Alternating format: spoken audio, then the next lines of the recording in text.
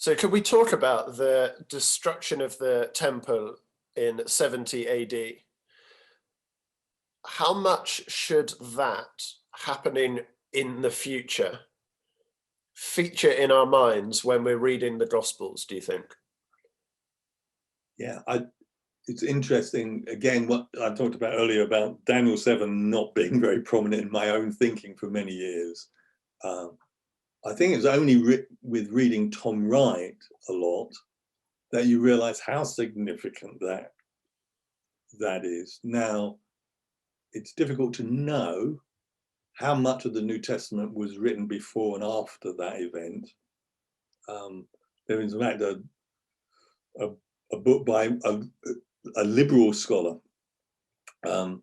who reckons everything was written before AD 70, which I think is highly unlikely, but just an interesting historical sort of argument that he has. So I'm not, it's debatable for some of the letters, how much they read, in a sense, are post that and therefore refer to that. But clearly, when reading the Gospels, some of Jesus's warnings to the Jews are about that. And clearly about that. The destruction of the temple is the clearest one. And then Jesus talking about when there's that mixture of when the disciples ask, you know, what will the end of the age be like? It seems that Jesus mixes in the destruction of the temple with the end of the world in a way that is difficult necessarily to pick apart. But this was like, it was like a statement of judgment on the Jewish people. And this is what, in a sense, Jesus wants not to happen. You know, I would gather you like a mother hen. You know, he weeps over Jerusalem because he can see this coming and they won't accept his way of peace. And yeah, so it provides a big, broad context for the Gospels.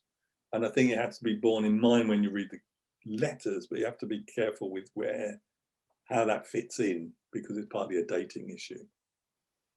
And the earth thing, I mean, I think we have become very, at least in Western Christianity, it's all about ideas and it's not about concrete reality, and religion and politics don't mix, and Jesus wasn't about politics. Well, he was hugely about politics, or it affected the political sphere, but he wasn't a political leader.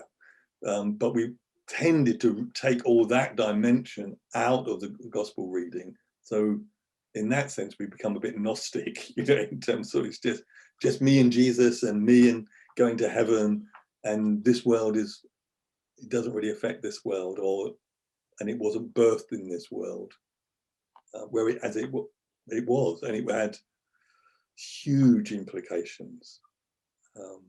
Yeah, and just going back to Palm Sunday, Jesus coming in on a donkey with the crowds, and it's Pentecost, and Jerusalem is just overrun with people. And the Romans, most of the Romans were in Caesarea, Roman soldiers, but at the festivals, they brought, you know, huge numbers of troops, because this would be a time to ignite revolt. So you got all that going on, and Jesus, you know, why is the location of the upper room like a secret?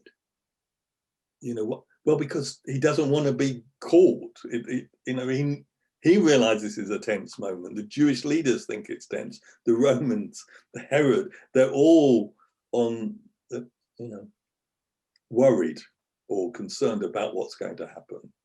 If you take that out, it just we've taken something really important out of the drama and the significance of it.